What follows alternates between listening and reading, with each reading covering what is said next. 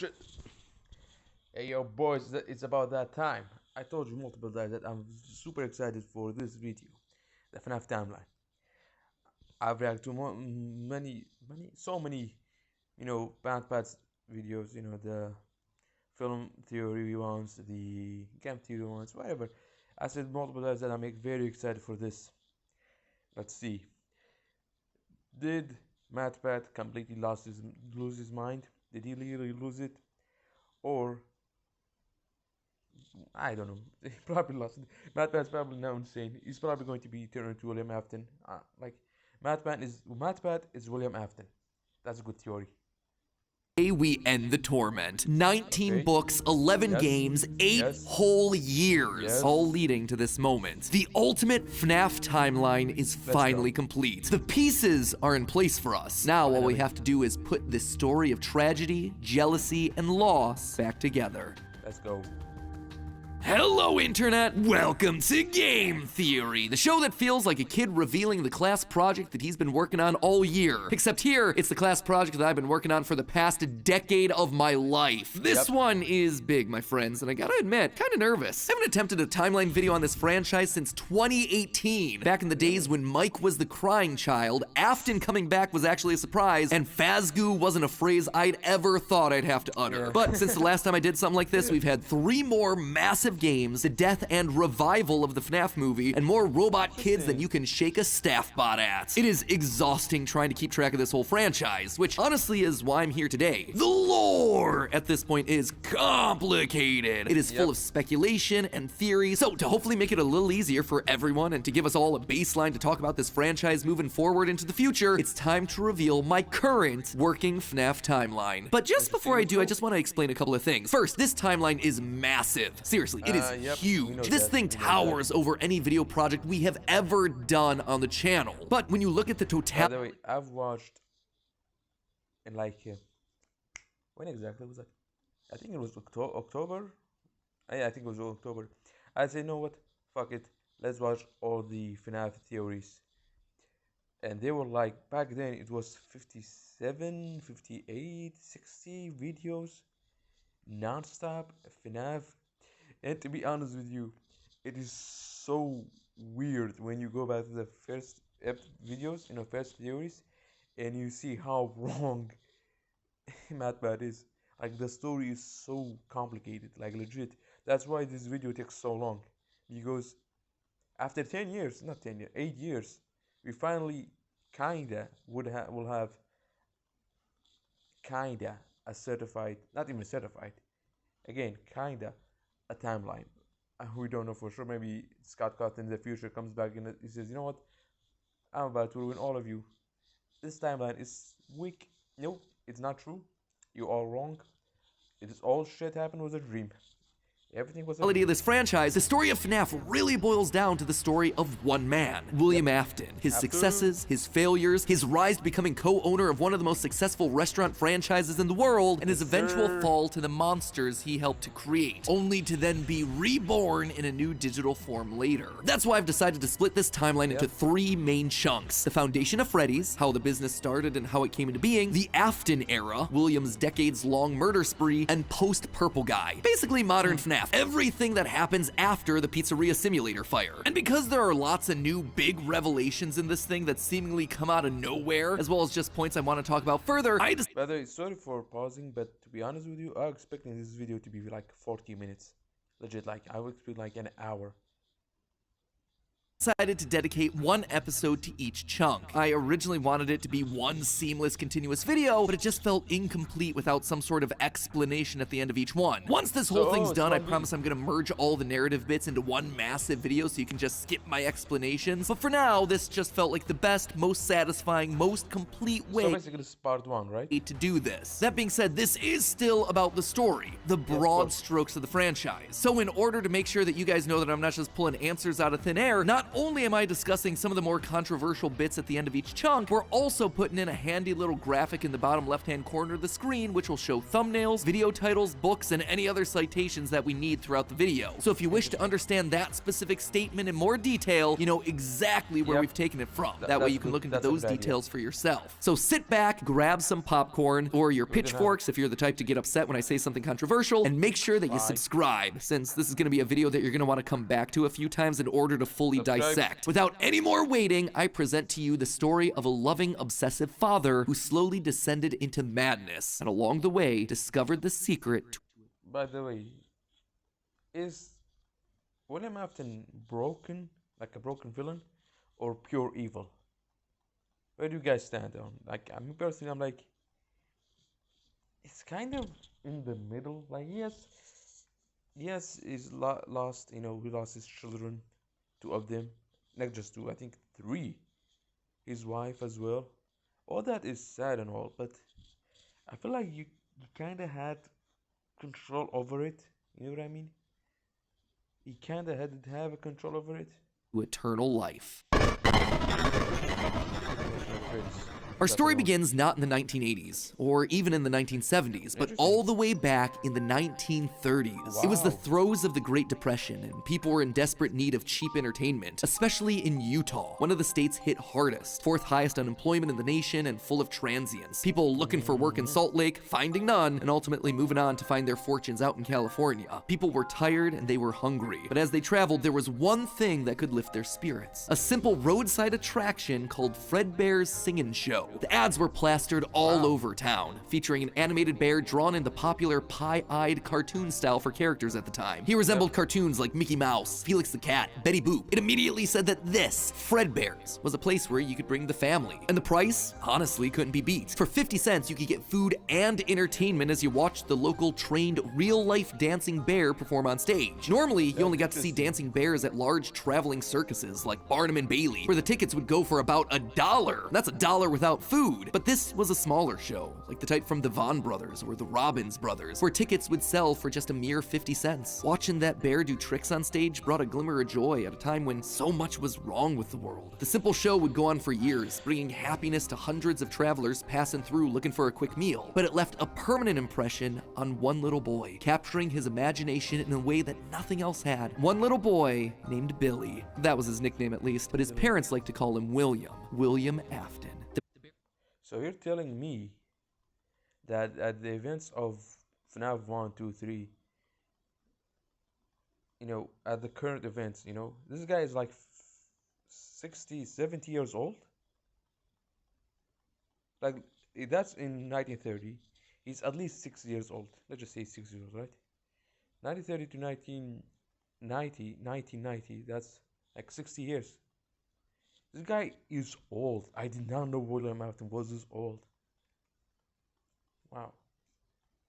Bear could dance, it could sing. For decades, William dreamed of recreating that moment of bringing a musical bear to life, but how? William was smart, without a doubt, and he had a keen mind for business, but he wasn't the most creative. How do you make a singing, dancing bear come to life? The best he could do was using rudimentary costumes. William was inspired by the work of Walt Disney, who throughout the 50s and 60s was pioneering the use of mascot suits throughout his theme park. The big innovation? Suits with 5 fingers. This allowed the performers wearing the suits to use their natural arms and hands to interact with the guests, as opposed to the older models where the arms would just hang limply by their sides. Finally, with a simple mascot suit, he would be able to realize his childhood dream. He would be able to bring Fredbear to life. To appeal to the kids, and for copyright reasons, he changed Fredbear from a realistic brown animal to a cartoonish yellow bear with a purple hat and bow tie. But feeling like one character wasn't enough, he added another friend, a yellow rabbit with a purple vest and matching tie named Bonnie the Bunny. While Fredbear was certainly his first love, Bonnie was extra special because that was his. It was an original character that he had created from scratch. And I do mean scratch. William's hand-sewn costumes were rough, with seams and stitches visibly showing, but it was the best that he could do. And you know what? It was just enough. Bonnie and Fredbear would perform on stage to small but enthusiastic crowds. Finally, he was able to deliver fantasy and fun to all the kids, delighting and inspiring them in the exact way that he had been delighted and inspired so many years ago. show. And things could have ended there. That could have been the end to his story. It could have been perfect had it not been for one thing. Other people saw the success of his idea and they wanted in. Enter Chica's Party World, a rival restaurant starring performing animal characters. His idea, except they did it better. William may have been the first, but obviously he wasn't the best. It hurt the prideful William Afton to admit it, but this restaurant was able to do the thing that he always wanted to do: make the animals actually come to life. All of the performers in this restaurant were robots, simple metal skeletons that were powered by battery packs, but all of them able to freely turn and talk and dance on their own, no human required. It was like magic that came from the mind of a brilliant creator named Henry Emily. This Henry, in some small way, had been able to harness the power of life itself. Afton admired him. He was jealous, to be sure, but he also looked upon this man with awe. Off to one side of Chica's Party World was a small cabaret stage featuring an elephant magician. On the other, a hippo known to ramble on and on. That one was more of a joke for...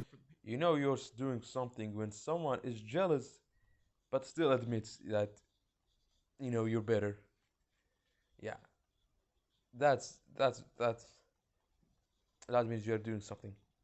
Parents. But it was the main stage that was for the kids. A rocking band of characters featuring a yellow chicken thing with a southern drawl named Chica, backed by a band of other country-themed characters, including a pig with a banjo, an upbeat frog from the local swimming hole, and a brown bear with a heavy southern accent. Wait, a bear? But bears were his animals. Why not a cow or a horse? Something to fit the country theme a bit better. Why'd it have to be a bear? And adding insult to injury, they had the nerve to call this thing Ned Bear, a direct copy of his own Fred Bear. Whoops, that's gonna leave a mark. No, that was not okay. Afton's jealous admiration turned to hardened bitterness. A bitterness that would only grow over the next couple of years as families continued to choose Chica's Party World over Fredbear's. William just couldn't compete with the appeal of the robots. Eventually, his restaurant would go bankrupt, only to get bailed out by, of course, Henry Emily. Another insult, another humiliation that William wouldn't soon forget. 1979. Despite being bitter, Afton couldn't deny that what came next was a period of massive success and expansion. With the two franchises now merged into one, it was the best of both worlds. Afton's ideas with Henry's robotic expertise. The two men decided to launch under a new name, Fredbear's Family Diner, a pizza chain that would eventually come to feature a mix of humans in performing suits as well as on-stage animatronics. They decided to stick with Fredbear as the headliner, considering the yellow bear was easily identifiable as a brand because he was the original performing animal mascot. Afton appreciated that. This new restaurant would also see a mix of characters as the two franchises merged into one, with Pig Patch and Happy Frog performing right alongside Fredbear and Bonnie. And as part of this one big Fredbear family, they even got themselves official merch that were released, ranging from masks to magnets. The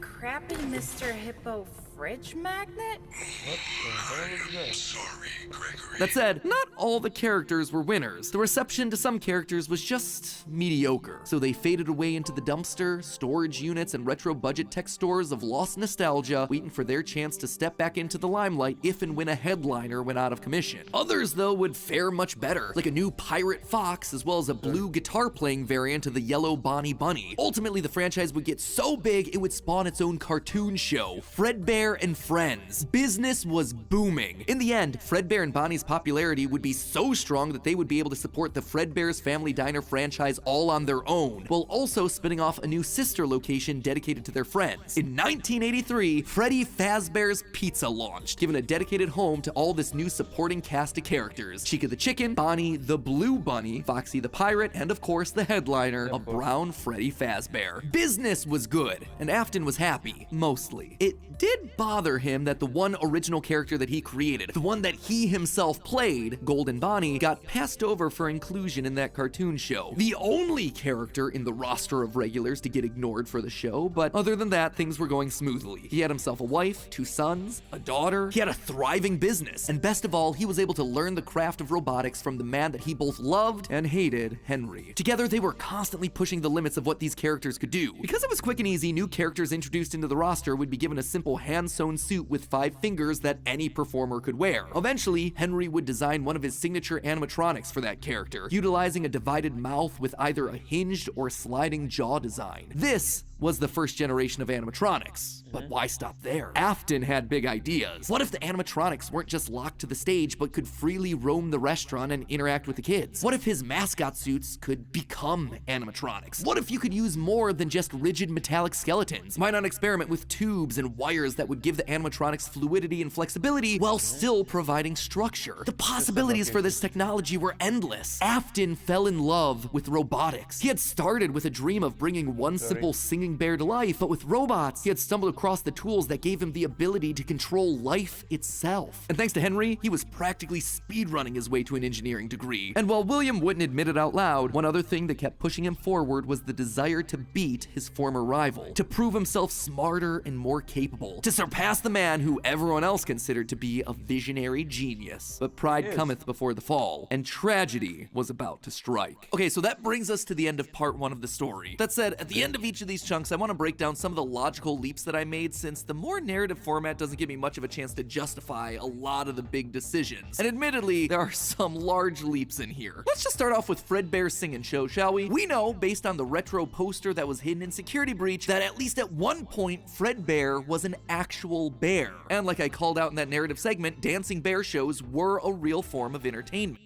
Don't tell me that's the skin of a real bear. That would be fucked up.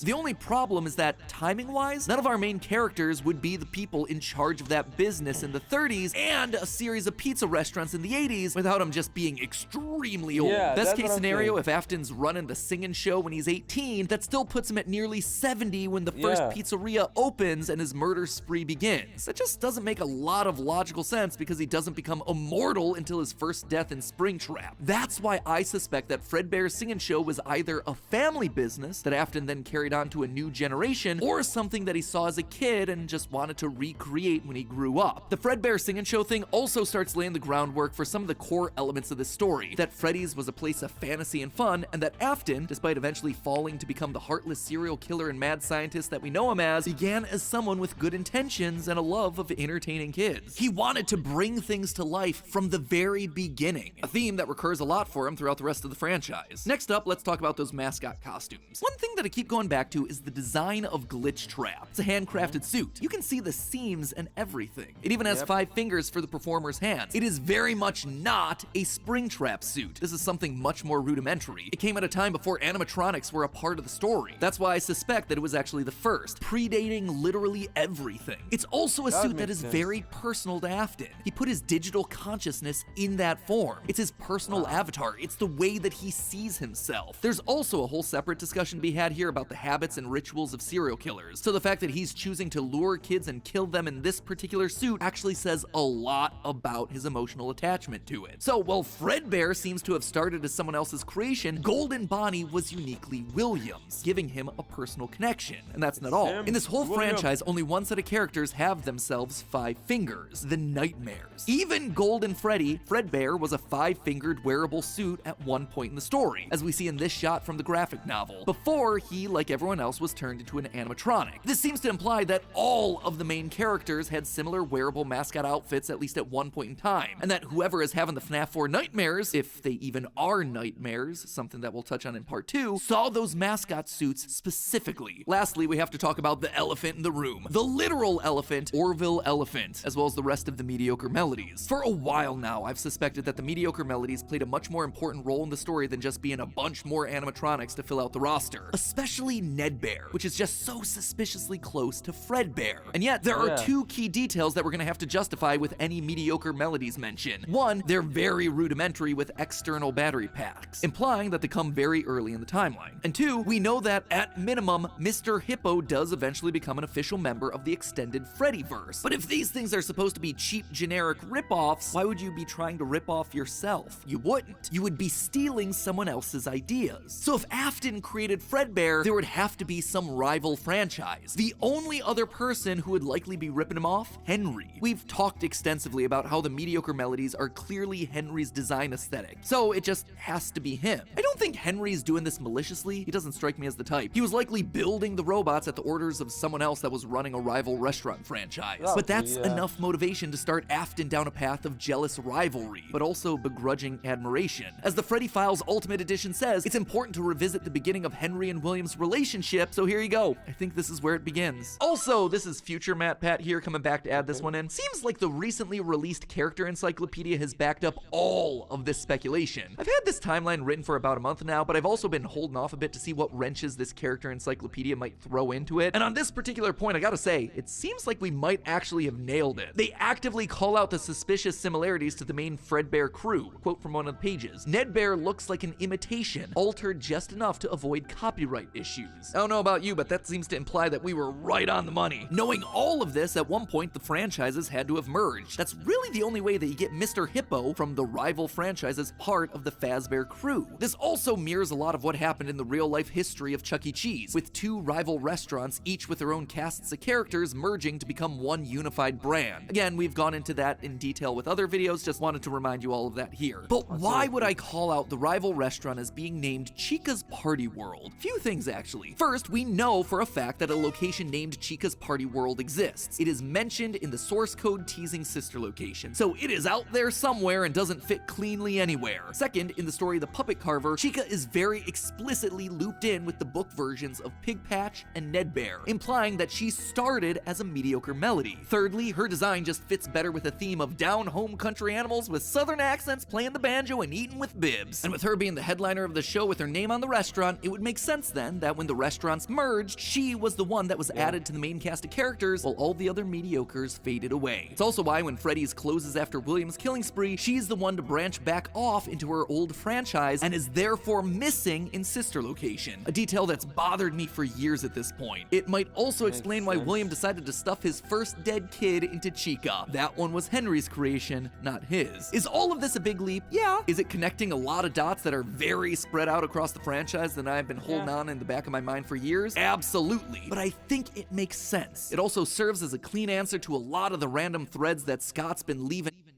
It might not be the actual answer, but it's the one that makes sense.